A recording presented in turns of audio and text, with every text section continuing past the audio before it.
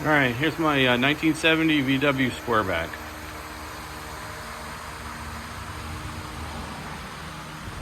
Bought off the original owner in Illinois. It's got like 65,000 original miles. That's the original paint on it.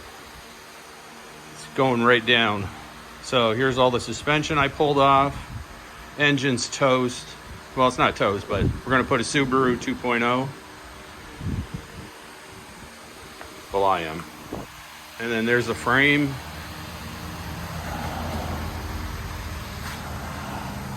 Well, you can see what we got to do here.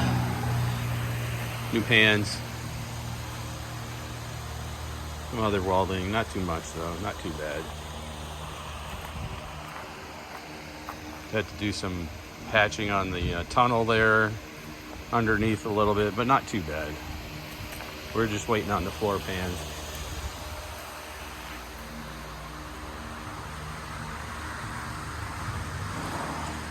You guys got any questions? Let me know. But this is part one. Short, sweet.